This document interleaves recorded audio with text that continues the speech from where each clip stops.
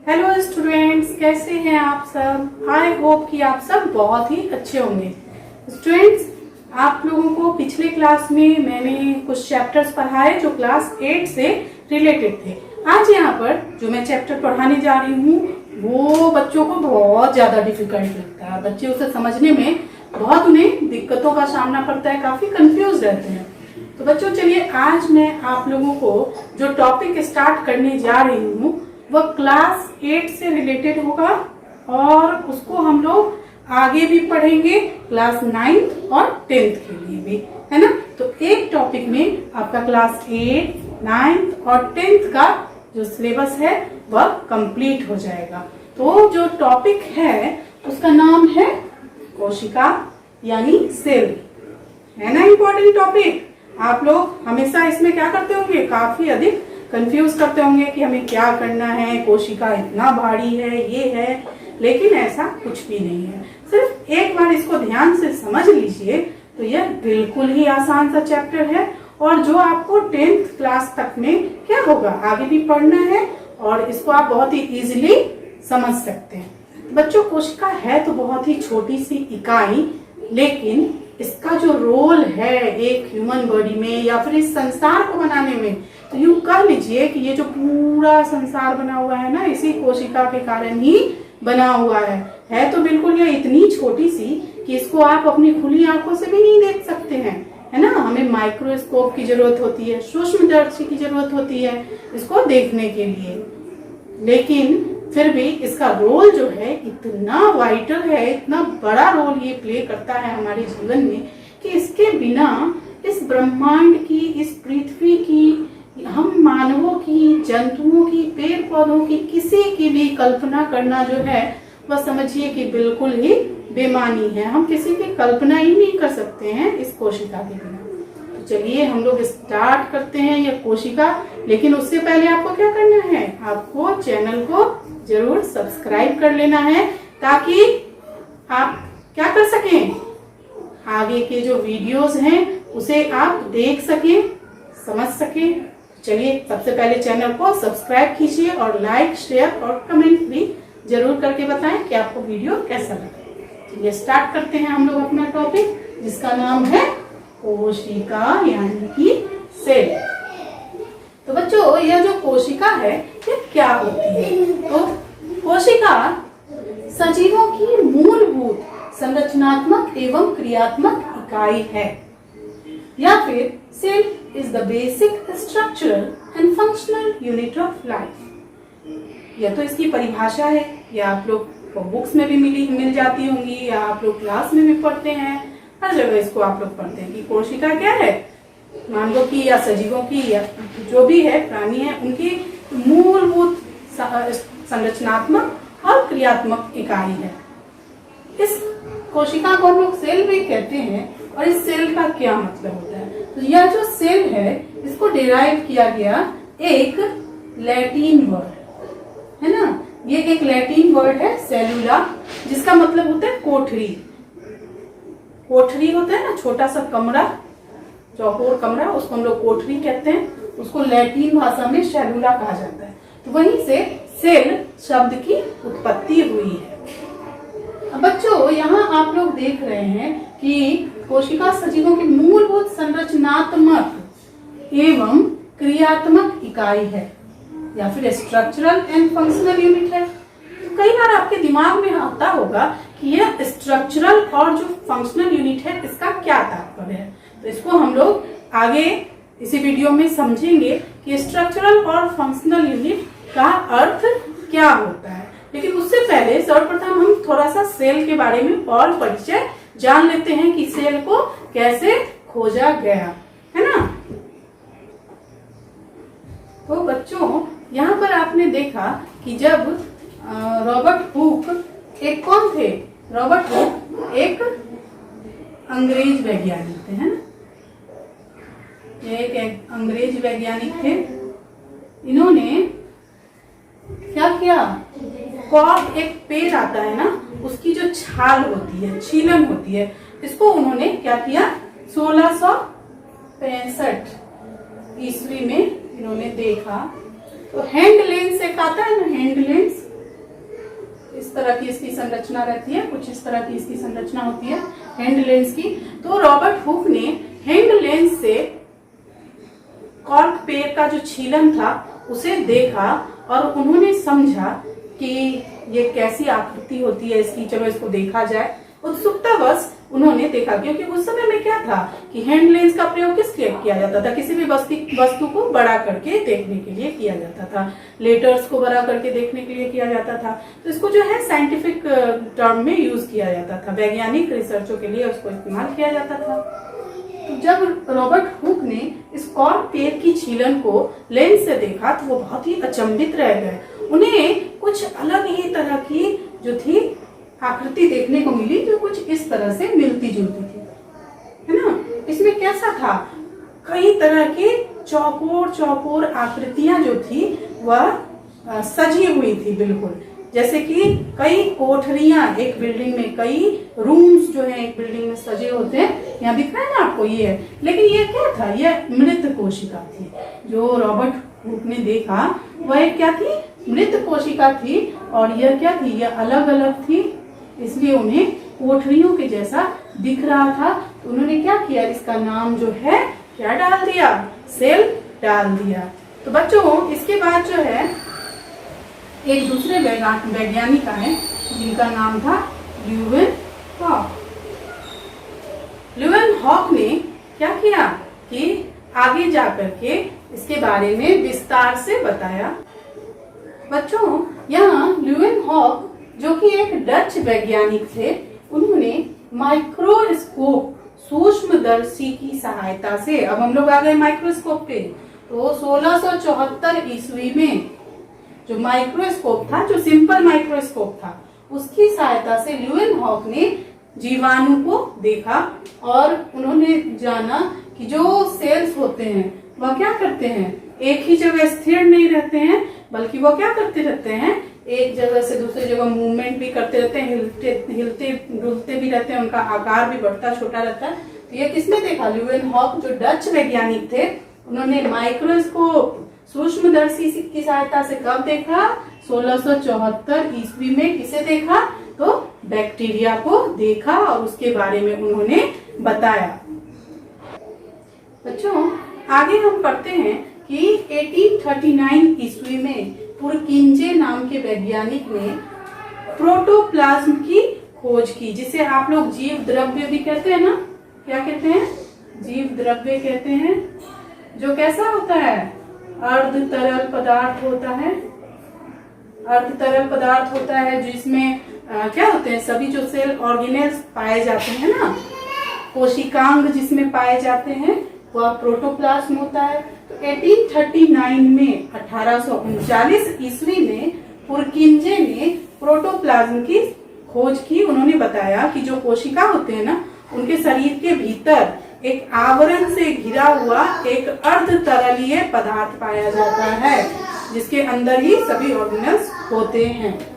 उसके बाद 1839 में ही दो जर्मन वैज्ञानिक थे, क्लेमेन एंड स्वान ने, जर्मन वैज्ञानिक थे जिन्होंने सेल थ्योरी दी, कोशिका का सिद्धांत दिया इन्होंने। वह कोशिका का सिद्धांत क्या कहता है कि जितने भी सिर्फ मृत जीव ही नहीं, जैसे पेड़ पौधे, इससे पहले क्या था, जो बाकी वैज्ञानिकों ने खोज किया था वो सिर्फ पेड़ पौधे कास्ट पे खोज किया था, है ना। तो क्लेमेन एंड स्वान ने बताया 1839 में कि नहीं, जितने सजीव भी होते हैं, चाहे वह जीव जंतु हो, चाहे वह मनुष्य हो या पेड़ पौधे हो, सभी का शरीर जो है वह किससे मिलकर बना हुआ होता है, वह सेल से मिलकर के बना हुआ होता है ना। तो ये किसने बताया था, क्लेमेन एंड स्वान ने, जिसको हम लोग कोशिका का सिद्धांत या सेल थ्योरी भी कहते हैं, उसके तहत बताया 1839 ईस्वी में। तो यहाँ तक हमने समझा। उसके बाद क्या था कि M Knoll and E Ruska ने 1931 ईस्वी में किसकी खोज की, इलेक्ट्रॉन माइक्रोस्कोप की खोज की। और यह जो है सबसे बड़ा क्रांतिकारी खोज कहलाया, क्योंकि इसके बाद ही हम लोग जो है आज जैसे कोशिका को समझते हैं ना कि कोशिका में माइटोकॉन्ड्रिया है, न्यूक्लियस है, गोल्गी काय है, ये सब है, केंद्रक है वगैरह, ये सब जो समझ पा रहे हैं ये किसकी देन है? इसी इलेक्ट्रॉन माइक्रोस्कोप की देन है। अगर ये इलेक्ट्रॉन माइक्रोस्कोप ना हो ना तो हम कोशिका के बारे में इतने विस्तृत रूप से समझ ही नहीं पाएंगे, है ना। और अभी जो आप लोग बहुत इलेक्ट्रॉन माइक्रोस्कोपिक इमेज देखते हैं, तस्वीरें देखते हैं जिसमें माइटोकॉन्ड्रिया का एकदम 3D इमेज आपको दिखाई देता है, वह सब इसी सब की देन है। और इस पर आगे भी रिसर्च चल रहा है, तो हो सकता है इसके भी अच्छे रिजल्ट हमें आगे देखने को मिल जाए। तो बच्चों ये तो था सेल के हिस्ट्री के बारे में। अब हम लोग समझते हैं कि सेल को हम लोग स्ट्रक्चरल और फंक्शनल यूनिट क्यों कहते हैं, इसको हम लोग क्रियात्मक और संरचनात्मक इकाई क्यों कहते हैं। तो चलिए आगे हम लोग इसको समझते हैं। तो बच्चों आप लोग देखिए कि कोशिका को हम लोग स्ट्रक्चरल यूनिट कहते हैं, यानी कि संरचनात्मक इकाई, है ना, कहते हैं ना। तो ऐसा क्यों कहते हैं? क्योंकि जो भी मानव शरीर होता है ना उसकी जो संरचना है यही कोशिकाएं मिल मिल के करती हैं। अब कोशिका के आधार पर अगर हम जीवों को बांटे तो कितने भाग में बांट सकते हैं? 2 भागों में बांट सकते हैं ना। इसमें क्या हो जाएगा? यूनिसेलुलर, इसको हम लोग क्या कहते हैं हिंदी में? एक कोशीय जीव, है ना। और दूसरा हो जाता है मल्टी सेलुलर, जिसको हम लोग क्या कहते हैं जी? बहुकोशीय जीव, बहुकोशीय जीव, है ना। दोनों में अंतर क्या होता है? तो अंतर यही होता है कि इसमें जो होता है पूरा शरीर एक ही कोशिका का बना होता है। जैसे आप लोग अमीबा जाने ना, अमीबा क्या होता है? एक ही कोशिका का बना होता है ना, जिसमें इसका बाहरी आवरण होता है, एक न्यूक्लियस होता है और इसका जो ये प्रोटोप्लाज्म होता है ना इसका। तो इसमें क्या होता है कि इसका जो ये पैर होता है यह सीडोपोडिया के रूप में बाहर आता चला जाता है, जिसको हम लोग हिंदी में क्या कहते हैं? पादाब कहते हैं, है ना। पादाब करते हैं ना। और ये क्या काम करता है? भोजन को, या मान लो कि कोई भोजन इसका रखा हुआ है, इसको लेना है तो ये अपने पादाब को क्या करेगा? आगे बढ़ाता चला जाएगा, भोजन को इंजेक्ट कर लेगा और अपना जो ये है इसको तोड़ के और इसको अपने अंदर ले लेगा और इसके ऊपर क्या करेगा? एंजाइम रिलीज करेगा और ये भोजन पच जाएगा और इसको क्या मिल जाएगी? बहुत सारी एनर्जी। देखा आपने कि अमीबा कैसे भोजन करता है? इसको आपने पिछली कक्षाओं में पढ़ा हुआ है। बस एक क्विक रिकॉल था कि एक कोशिकीय जीव कैसे काम करते हैं। इसी तरह से पैरामीशियम हो जाता है ना। तो ये सभी इसी रूप में काम करते हैं। तो यहाँ मेरा समझाना है हमको स्ट्रक्चरल यूनिट क्यों कहते हैं, लेकिन ये क्विक रिकॉल मैंने ले लिया। यूनिसेलुलर और मल्टी सेलुलर यानी एक कोशिकीय जीव, बहुकोशीय जीव क्या होता है? बहुकोशीय जीव का मतलब क्या हुआ? बहु यानी मैनी, कई, है ना। तो जो कई कोशिकाओं से, एक से अधिक कोशिकाओं से मिलकर के बना हुआ हो वह जीव क्या कहलाएगा? बहुकोशीय जीव कहलाएगा। जैसे मैं हूँ, आप हैं, पेड़ पौधे हैं, जीव जंतु है, गाय बकरी है, कीड़े मकोड़े हैं, है ना। ये सभी किससे बने होते हैं? एक से अधिक कोशिकाओं से मिलकर बने हुए होते हैं। तो ये सब मल्टी सेलुलर जीव कहला जाएगा। तो और जो एक कोशिका से मिलकर बना हुआ हो वह एक कोशीय जीव कहला जाएगा। तो बच्चों स्ट्रक्चरल यूनिट इसलिए कहा जाता है कि कोशिकाएं जो होती है ना बहुत तरीके की होती है और जो कोशिकाएं होती है उनका आकार भी अलग अलग तरह का होता है। तो प्राय जो कोशिकाएं होती हैं वो कैसी होती हैं?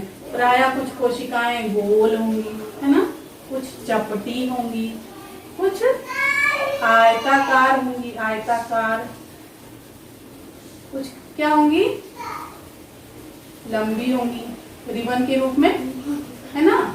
तो इस तरह की कोशिकाएं जो हैं वह प्रायः पाई जाती हैं। जैसे आप लोग पेशी का कोशिका देखते हैं, मसल सेल्स देखते हैं ना, वह कैसा होता है? पेशी कोशिका आपका इस रूप का होता है। कुछ याद आ रहा है आप लोगों को? ये क्या होता है? ये आपकी पेशी कोशिका है ना,